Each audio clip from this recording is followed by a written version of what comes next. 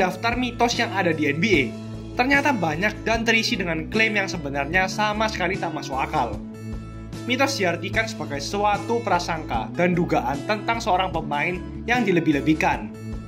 Jika seseorang menyampaikan sesuatu dalam waktu dan momen yang tepat, dan banyak orang mempercayainya, akhirnya klaim tersebut berubah menjadi fakta di mata fans dan menjadi stigma dalam waktu yang lama. Mitos tentang super team dan dari mana asalnya. Jika Anda bertanya ke fans NBA kapan super team mulai terbentuk, mereka kebanyakan akan menjawab saat LeBron dan teman-temannya di Miami Heat tahun 2010. Lainnya mungkin berkata Celtics 2008, dan super team merupakan awal dari akhir. Hal yang membuat sifat kompetitif dari liga menjadi hilang dan tidak ada lagi. Namun, sebuah ide yang mengatakan super team pertama kali terbentuk sekitar 1 dekade yang lalu, ternyata adalah mitos. Realitanya, tak satu pun dari 2 tim ini menjadi yang pertama membentuk super team. Sejarah super team di NBA jauh dimulai lebih lama dari 2 tim tadi.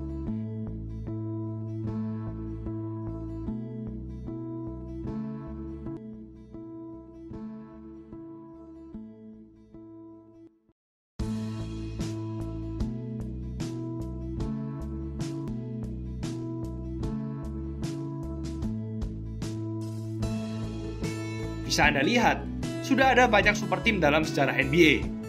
Sejak terbentuknya NBA, ide untuk menempatkan banyak pemain bintang dalam satu tim selalu menjadi strategi untuk memenangkan juara. Zaman dulu, hanya butuh 2 musim, Lakers berhasil mengumpulkan 4 pemain bintang dalam satu tim. Dan itu berhasil.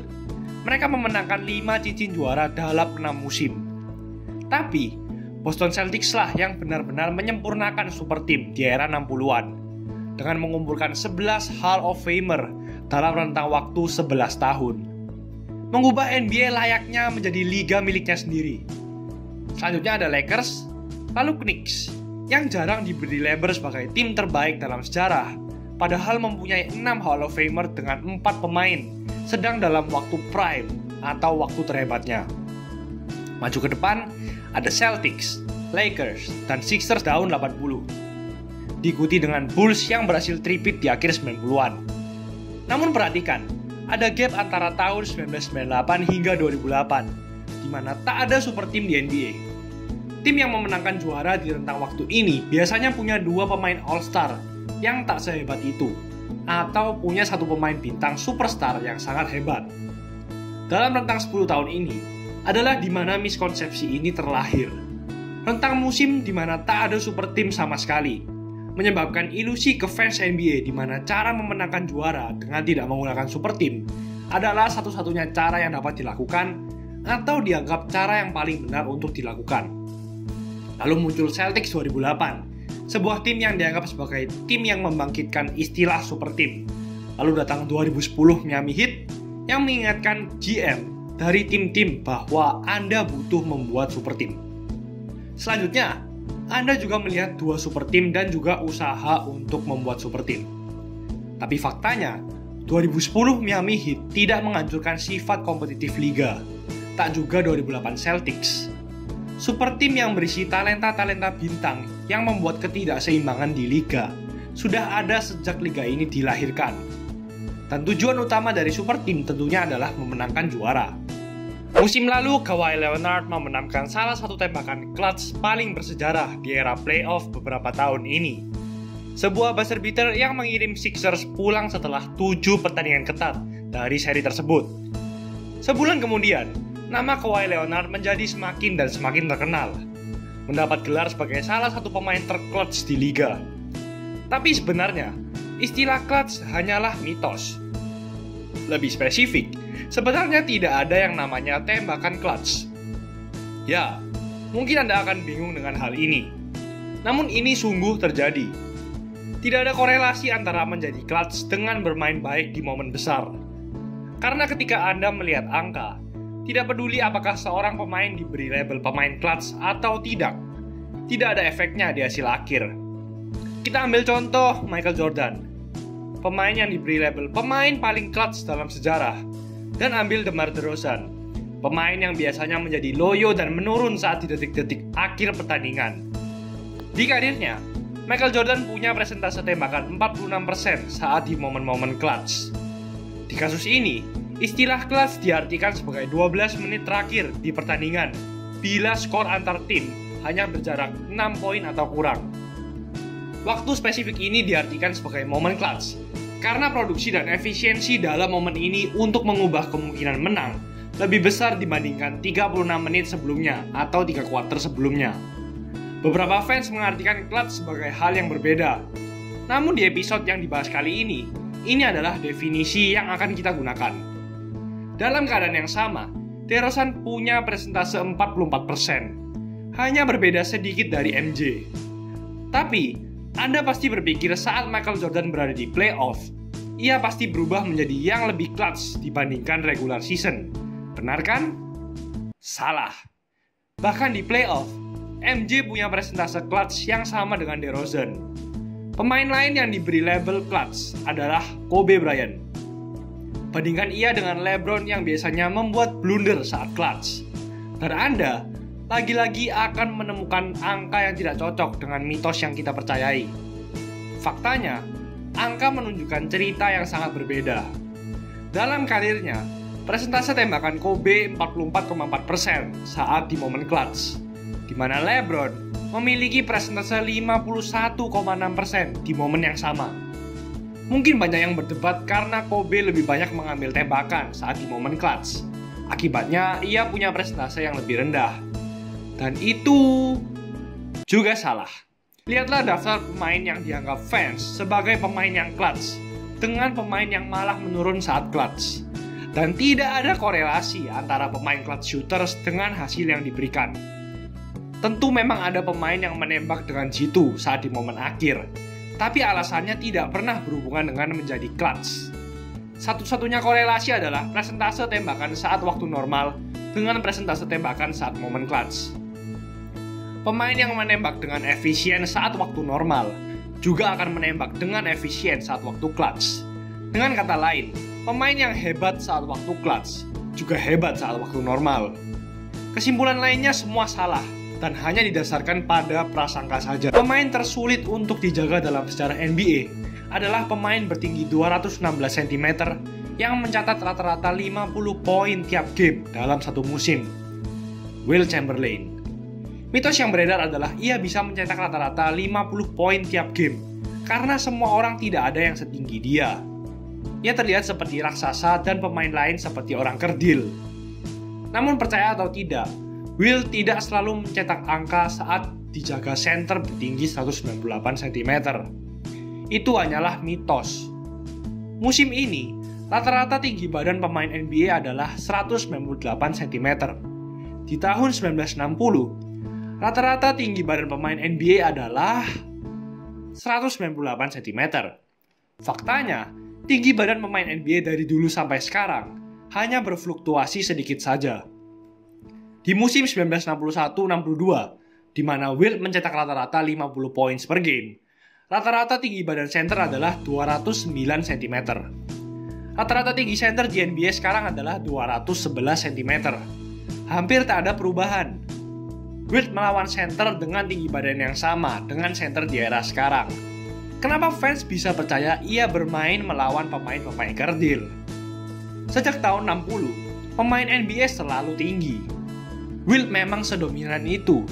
Dan Wilt sangatlah berbeda di era itu hingga saking berbedanya, orang-orang menganggap karirnya sebagai mitos. Saking hebatnya, banyak dari prestasinya yang dianggap mitos. Namun satu aspek yang merupakan mitos lain adalah saat sedang hebat-hebatnya, Wilt punya tinggi lompatan 122 cm. Anda akan melihat banyak klaim ini di internet hingga membuatnya menjadi sebuah fakta.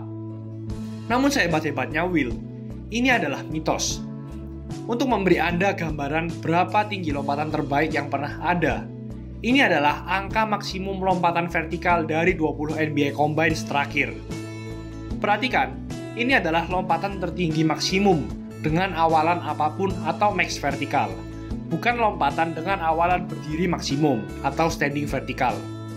Meskipun Wilt punya lompatan vertikal 5 cm lebih tinggi dari semua pemain dalam 20 NBA Draft Combine terakhir, tinggi lompatan 122 cm mungkin masih masuk akal.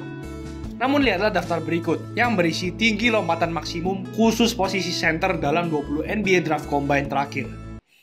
Yap, memiliki jarak 20 cm lebih tinggi dari center-center lainnya. Dan klaim ini mulai terlihat sangat gila. Rekor lompatan tertinggi dalam sejarah NBA yang dicatat secara resmi adalah DJ Stephen di tahun 2013, di mana ia punya lompatan tinggi 116 cm. Mau lihat tinggi lompatan 116 cm dengan tinggi pemain 196 cm? Wow. Tinggi badan DJ lebih pendek 20 cm daripada Wilt Chamberlain. Namun lompatannya hanya 5 cm lebih pendek dari Wilt Chamberlain. Apakah Anda tahu bagaimana gilanya pemain setinggi 216 cm punya tinggi lompatan 122 cm? Ya, hampir seperti ini. Ini adalah lompatan setinggi 117 cm oleh Gerald Green yang bertinggi 198 cm. LeBron punya tinggi lompatan sekitar 100 hingga 110 cm. Dan kita sering melihatnya melompat seperti ini. Blake Griffin setinggi 209 cm dengan lompatan 94 cm. Aaron Gordon setinggi 209 cm dengan lompatan 1 meter. Dan Larry Nance bertinggi 204 cm dengan lompatan 1 meter. Namun, setelah berusaha mencari foto-foto Wilt Chamberlain saat di kampus hingga di NBA, tidak ada foto Wilt yang menggambarkan lompatannya lebih tinggi dari pemain-pemain tadi. Melihat footage zaman dulu mungkin bukan cara terbaik untuk mengukur. Namun gambar ini diletakkan oleh seseorang di Reddit yang menggunakan pixel mapping untuk mengukur kemampuan Wilt melompat. Ini foto lain untuk referensi. Dan artinya, orang ini mungkin menganjurkan asumsi kita tentang tingginya lompatan Wilt Chamberlain. Kalkulasi akhirnya menunjukkan lompatan vertikal Wilt berada di sekitar 1 meter, yang masih masuk akal dibanding mitos tinggi lompatan 122 cm yang sering kita dengar. Di tahun 2011, Dwight Howard bisa mencapai tinggi 282 cm saat berdiri dengan tangannya menjulang ke atas. Dan bila melompat, bisa mencapai tinggi 381 cm, yang artinya memiliki lompatan maksimum setinggi 1 meter. Bila Wilt berdiri dengan tangan menjulang ke atas, ia mencapai tinggi 292 cm. Dan dengan bukti video, ia bisa mencapai ujung dari papan atas setinggi 396 cm, yang artinya lompatan maksimumnya di angka 104 cm. Faktanya, setiap bukti yang berhasil kami kumpulkan menyatakan puncak lompatannya sekitar 1 meter. Setelah mendengar hal terakhir ini, semuanya menjadi tak terlalu fantastis dan biasa-biasa saja. Namun lihatlah fakta berikut. Dalam sejarah NBA, Miles Plumlee adalah satu-satunya pemain bertinggi lebih dari 203 cm yang secara resmi tercatat memiliki tinggi lompatan lebih dari 1 meter. Jadi, apakah Wilt Chamberlain punya tinggi lompatan 122 cm? Sepertinya tidak. Dan untuk seseorang bertinggi 216 cm yang lahir 84 tahun yang lalu, tinggi lompatan 122 cm mungkin menjadi mitos terbesar tentang dirinya. Pertahanan memenangkan juara, atau defense wins championship. Ini adalah kalimat yang digunakan banyak cabang olahraga termasuk basket. Namun faktanya, itu tak sepenuhnya benar. Defense yang baik memang resep untuk mencapai juara. Namun offense yang baik juga penting dan terlihat di angka berikut. Dalam 20 babak final NBA terakhir, tim dengan defense rating lebih tinggi memenangkan juara 12 kali dan kalah 8 kali. Dalam rentang waktu yang sama, tim dengan rating offense lebih tinggi menang juara 12 kali dan juga kalah 8 kali. Sama, tim dengan rating offense lebih tinggi memenangkan juara dengan jumlah yang sama dengan tim dengan rating defense lebih tinggi. Faktanya, dalam 40 babak final terakhir, tim yang memenangkan juara rata-rata memiliki rating defense di urutan ke-5 di liga. Di rentang waktu yang sama, tim yang menang juara rata-rata juga memiliki rating offense urutan ke-5 di liga. Dengan kata lain, offense sama pentingnya dengan defense di NBA. Jadi, yang benar adalah defense and offense wins championship. Namun sebagaimana offense sudah berubah dari era ke era, begitu pula dengan defense. Itulah ulasan mengenai episode kali ini. Jangan lupa like, comment, dan subscribe agar channel ini bisa berkembang dan menghasilkan video menarik lainnya. Thanks for watching. I'll see you in the next video.